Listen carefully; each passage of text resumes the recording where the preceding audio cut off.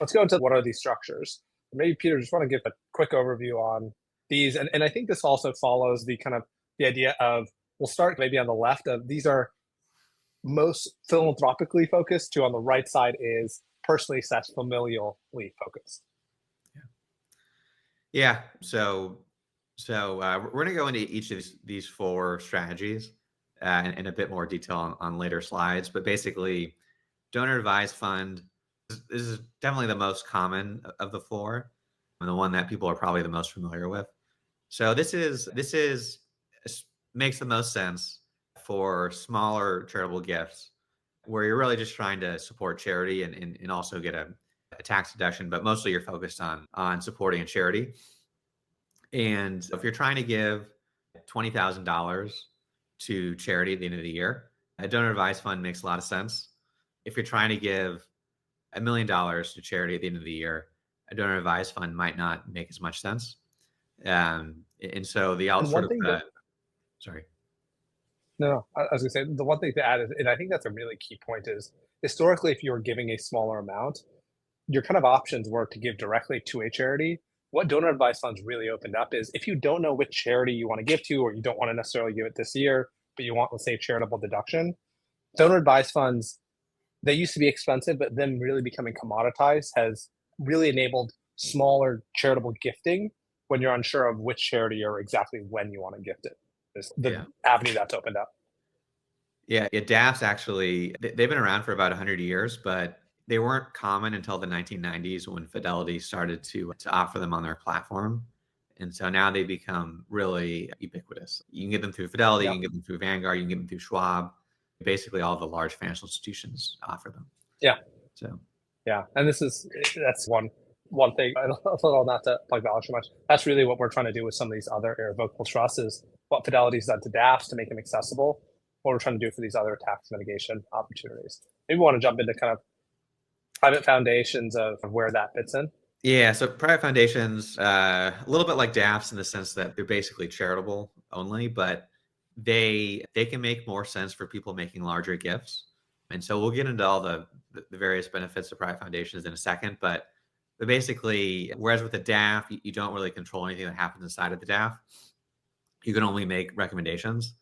With a private foundation, you can have a lot of control over what's happening inside of the foundation. And so a lot of people prefer private foundations over DAFs for that reason. They're also more flexible. And so DAFs, you're limited in what you can do charitably.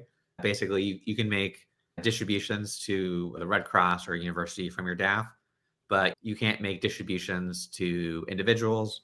You can't make distributions to foreign charities that wouldn't qualify as charities under US law necessarily. Yeah, so there's a charity, and let's say there's a charity in India, and you want to give that charity money, but it's technically not a qualified charity under US law. You can't support that charity from a DAF, but you might be able to from a private foundation. So that's the sort of appealing piece of it. Yeah, I'd say so. There's a flexibility, and the other piece is there's the opportunity to, because you can be more involved, you can get your kids or family members involved in the charity. Typically, if you have a foundation, it's less about the salary they get paid, but that they can actively run this, work to like implement and spend that money on the charitable things. And then you also see people will use this for whether it's branding of putting your family's name on things, or that it's your family's foundation. It's a way to keep your family prominent or of social and branding value in the community as well. But again, a lot of that, it's a kind of higher ticket size.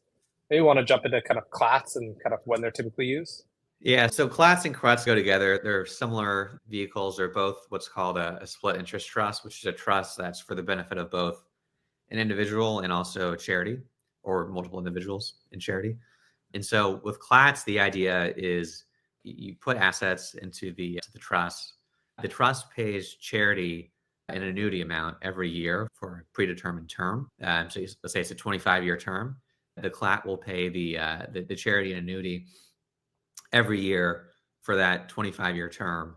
And then at the end of the term, whatever's left over passes to either it comes back to you or it goes to your kids typically. And so that can be pretty powerful for a few reasons. One is essentially you're getting the same tax deduction up front that you would be with a DAF. or a private foundation, but you're getting a remainder interest back, or your kids are getting a remainder interest. And so it's not purely charitable like DAFs and private foundations. There's also a personal benefit that can come back to you. Yeah. And then I, CRUTs I was going to just say one other thing with CLATs is you typically want to have a longer time frame for them to make sense. At the short end, we probably see a decade, I would guess. The longer end, you'll see these things set up for 25 years. Is that kind of fair to say?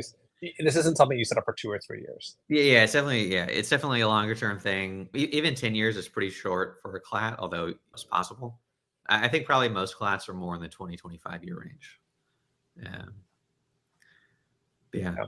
And then CRUTs is a different type of split interest trust, but instead of the charity getting annual payments, you get annual or quarterly or monthly distributions from the trust. And then at the end of the term, which might be 20 years, might be your lifetime, whatever's left over goes to charity. And just one piece to call out is CLATs, they can be personally beneficial. So even if you don't care about the charity, you and your family can come out ahead just on a pure dollars basis. Now, in many cases, you typically want to do a CLAT if you have some charitable intent and we'll show this, and want some personal or familial benefits. And one thing to call CRUTs can almost be entirely selfish, where you may not even be a philanthropic, but you'll still use a CRUT to sell appreciated assets.